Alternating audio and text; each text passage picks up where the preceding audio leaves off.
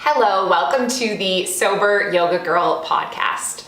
My name is Alex and I am the creator of the podcast. I am a sober yoga girl who is Canadian, currently living in Abu Dhabi. I created the Mindful Life Practice community, which is an online yoga community for expats and travelers and like-minded people all over the world. And I also created Sober Girls Yoga, which is a program to help women quit alcohol and develop a daily yoga practice. I work one-on-one with individuals, life coaching, helping them quit drinking and create a life that they don't need alcohol to escape from. So this is episode 1 of the Sober Yoga Girl podcast. And in this podcast episode, I want to introduce you a little bit to me, tell you a bit about my story and how I ended up doing what I'm doing today. So let's start with my personal journey with alcohol. So I grew up in Canada, and one of the most interesting things I have learned through living abroad, I've been in the Middle East now for 6 years, and I've learned that every culture has a different connotation and experience and relationship with alcohol, right? There's some countries like Kuwait, where I lived in my early 20s, where alcohol is completely illegal. And then there's countries like Canada, where I grew up in, where drinking is kind of a fundamental part of the culture. When I grew up as a child, I saw alcohol at weddings, at funerals, at barbecues, at engagement parties, at baby showers, on the weekend, steak and wine with dinner. So for me, growing up, alcohol was a very normal part of Canadian life. And it was also something that as a teenager, I kind of associated with being popular and being cool. I thought drinking made me seem like a rebellious young girl. So when I was a young teenager, the way that I got into drinking was kind of interesting. I was really young and I wasn't very cool as a young teenager in high school. And when I was around age 16, an older boy asked me out, and then he later became my boyfriend. And suddenly in this experience, I became extremely popular.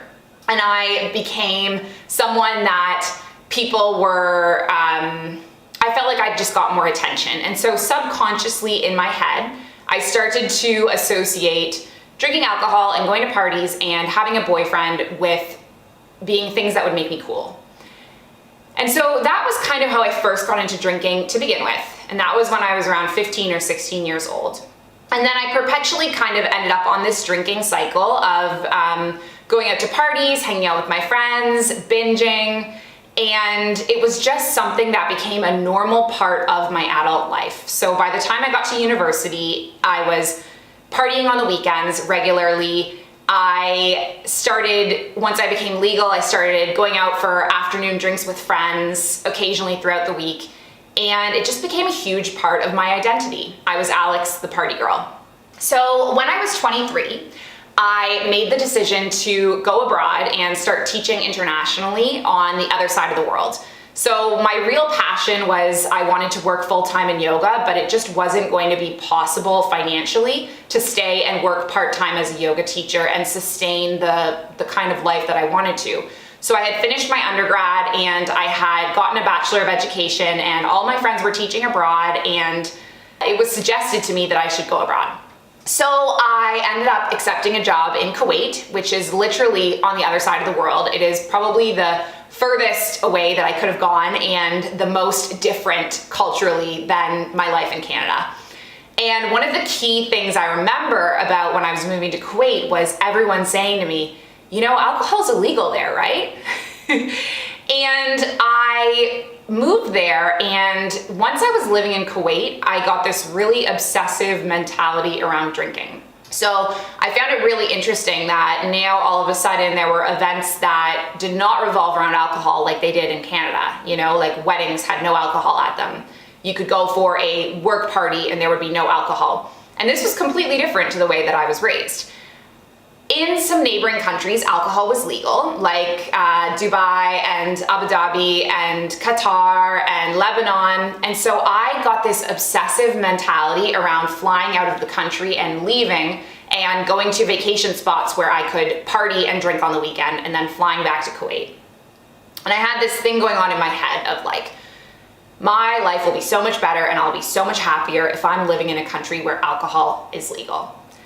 So at the end of my 2 years in Kuwait, I ended up getting a job in Abu Dhabi, which is, in my opinion, one of the best cities in the world. I love living in Abu Dhabi, highly recommend. I think it's an amazing place. But one component of life in Abu Dhabi and Dubai is that there is a huge expat party culture. There are lots of brunches that are kind of all you can drink setups where you pay a fee at the beginning and you get a wristband, and then you can drink as much as you want all afternoon. They start at noon on a Friday, carry on until the late night.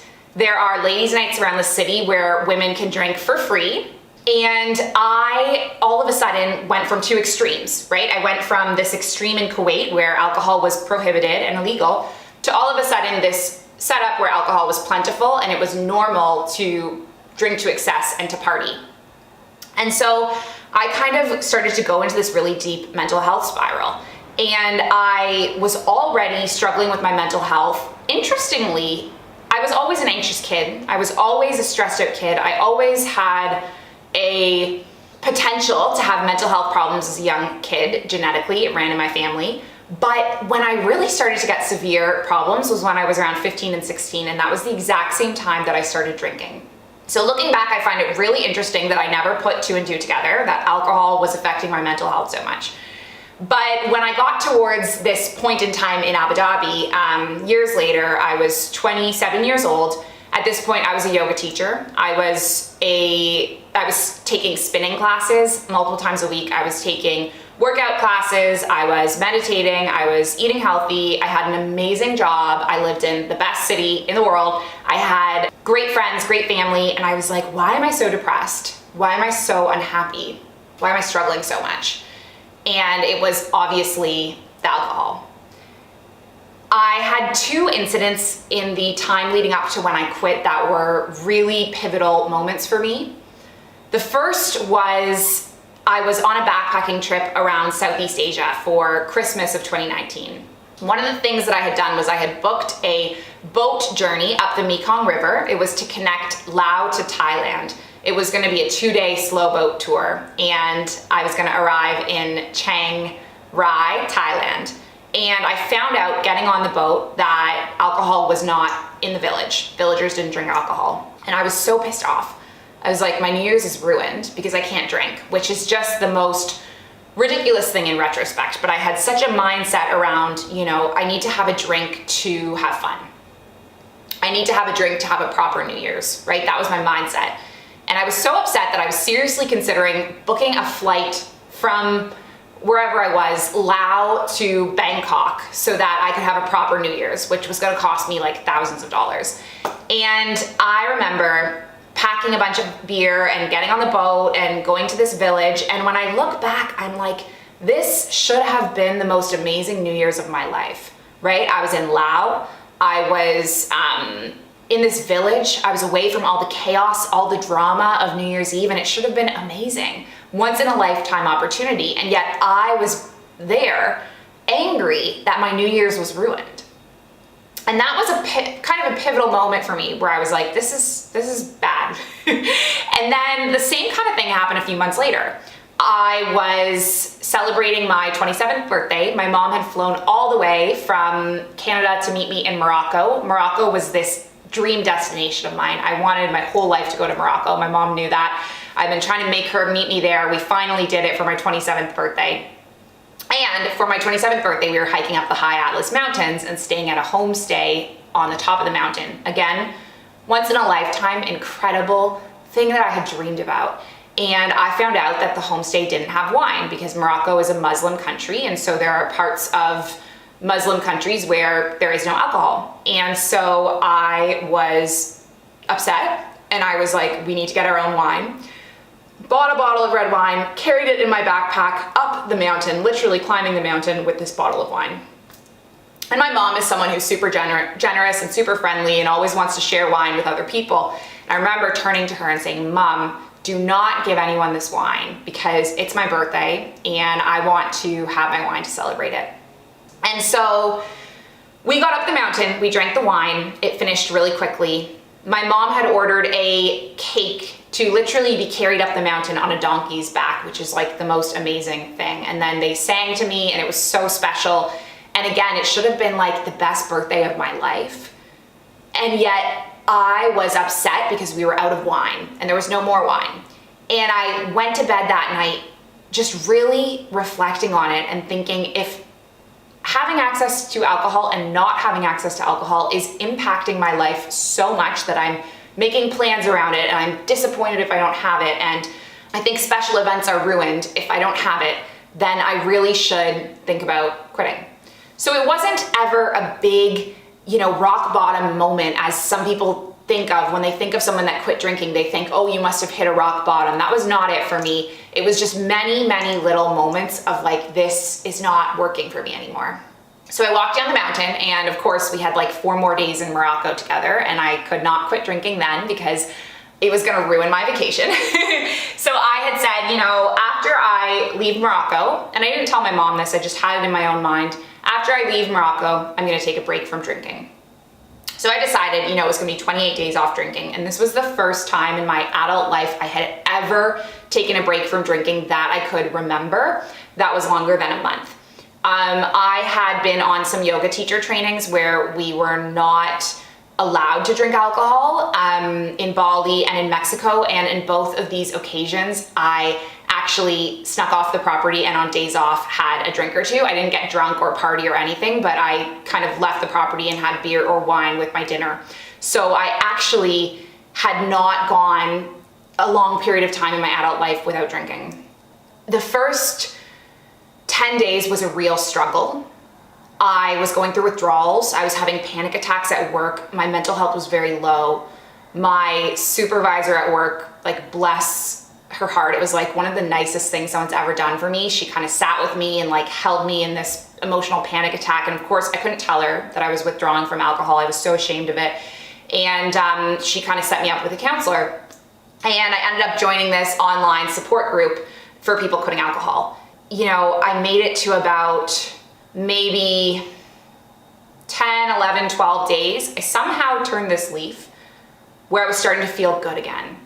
And I was starting to feel better than I ever had as an adult, right? When you quit alcohol, it gets worse before it gets better, trust me. And a lot of people throw in the towel because it's so hard in the early days, but trust me, it will get better and you will get over a hump and you'll hit a point where you start to feel whole again, you start to feel healthy again, and you start to feel like, I had a lot of anxiety and a lot of depression that I hadn't even pinpointed was a result of alcohol. And as soon as I removed that factor from my life, it just felt like everything was like fine again. Everything was gonna be okay again.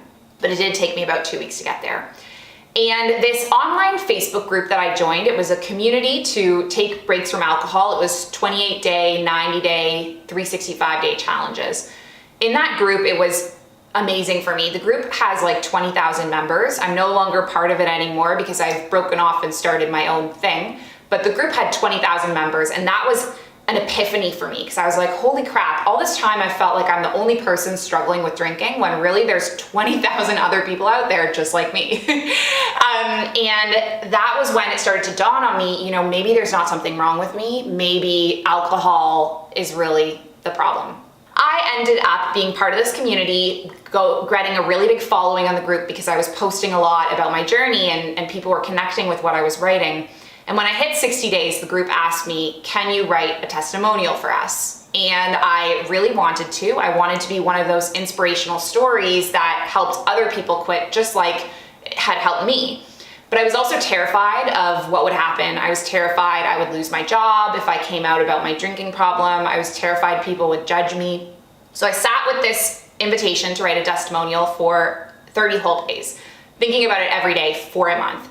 And at the end, I decided on my 90th day that I was gonna write the testimonial. And then when I wrote it, I kind of had this worry in my head of like, what if people come across this and it becomes gossip? Alex has done a testimonial about this sober group that she's been part of. So I thought, I need to get ahead of this story.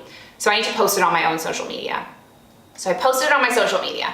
To my surprise, I had like this overwhelming support and love and admiration from all these people in my life, even my drinking buddies, even people who, I hadn't talked to in years. A lot of people DM'd me and messaged me saying that they too had drinking problems, or a loved one had drinking problems in their life.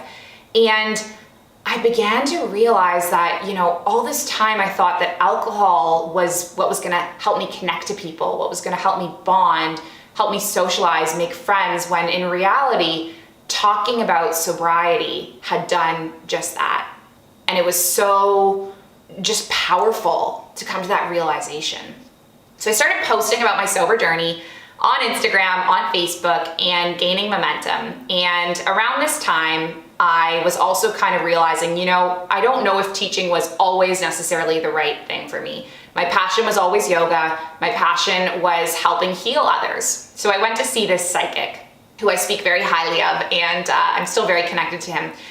And I didn't believe in psychics at the time. I didn't believe in tarot cards, didn't believe in fortune tellers, but I had a colleague who said, you should go see him. He's amazing. He changed my life. So I went to see him. He said, close your eyes, count back from 21 to 1. Closed my eyes, counted back, opened them. He said, you were never meant to be a teacher. You were meant to be a healer. You're meant to open this resort, Tai Chi, yoga, Pilates, dance, fusion of everything. You are meant to become a life coach. And at this point in my life, I had no idea what a life coach is. I'm like, what's a life coach? I had been thinking about getting a master's in counseling. He said, become a life coach. So I Googled it, found some life coaching courses, signed up for one, and then started fueling all of my energy and passion into this future that I had dreamed of all my life, but I had held myself back from. And I think Dan, the psychic, could kind of see in me something that I couldn't see in myself. So, this idea that he had for me, you're gonna create something different. This was a passion and a dream of mine I'd had for years, and he just helped me believe in my potential. So I went out, set on this path, began really focusing on the yoga, the bar, the meditation, doing more trainings, and I trained to become a life coach. And at this point, I never imagined that I could become a sober coach. It was an aspect of who I was, I'm sober. It was not my identity. And it was not something that I really felt I could lead people through. So I began doing life purpose coaching.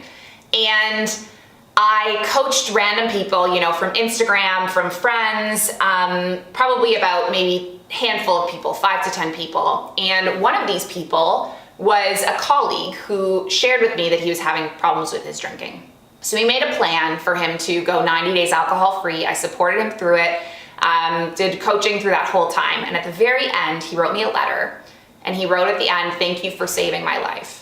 And I opened the letter, I just had tears in my eyes, and I was like, this is what I'm meant to do. This is what I'm meant to do. And I decided to kind of shift things around, become sober yoga girl, and start doing sober coaching.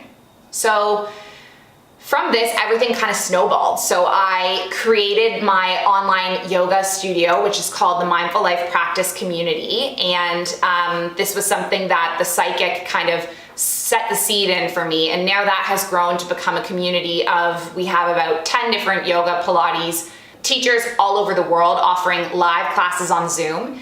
Everything gets recorded and uploaded to an on-demand archive. We do 30-day yoga challenges. That's our most popular program, and we've actually run, I think 11 challenges at this point online, which is amazing. We have people from all over the world doing that. So that is like my main big business.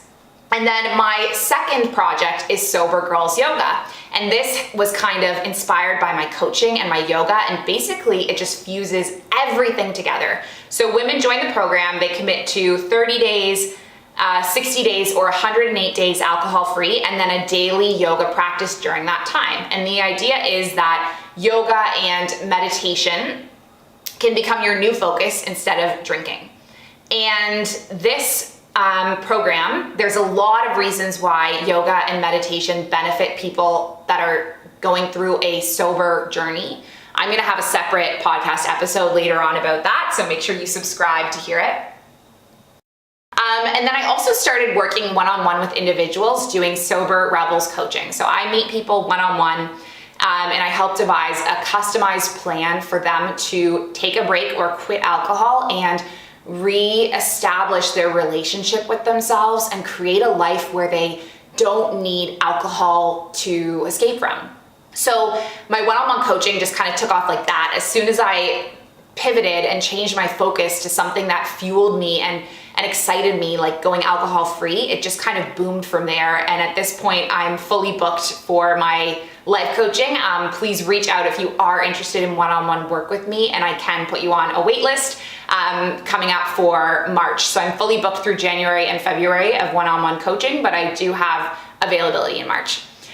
So yeah, this is kind of how my whole journey kind of came together to the point where I am now, which is the creator of the Mindful Life Practice, the creator of Sober Girls Yoga, and I am just so much happier and healthier being alcohol free. So if you are someone who is considering going alcohol free, I would highly encourage it. Even if you're not giving it up forever, just taking a little break. It is a great opportunity to learn more about yourself and learn more about, how to fuel your happiness and how to fuel your life and how to find joy in your everyday life. I am here. You can connect with me on Instagram. It's Alex McRobs. The Mindful Life Practice Instagram is the MLPC. We have a Sober Girls Yoga Instagram account as well. I have a Facebook group for Sober Girls Yoga that is welcome for anyone to join. I have a WhatsApp group that is private only for members who have paid and subscribed to the membership program. And where else can you connect with me? The mindfullifepractice.com is where you can find out everything about the wide variety of programs I offer. So stay tuned, there's gonna be a new episode dropping every single Friday, so make sure you subscribe, like, and share. If you like this podcast, if you like it, if you share it, that will help it reach more people who could benefit from it. And coming up on future episodes, we are going to dive into topics around dealing with family and friends when you go alcohol free, strategies when you go alcohol free, coping mechanisms when you go alcohol free, yoga philosophy. I'll have some special guests sprinkled in here and there. So if you have any specific questions for me, anything that you want addressed on this podcast, please send me an email to soberyogagirl@gmail.com, and I would be more than happy to include it in my future work. So thank you so much for tuning in, and I hope you have a beautiful rest of your day, and I hope to see you for the next episode. Bye.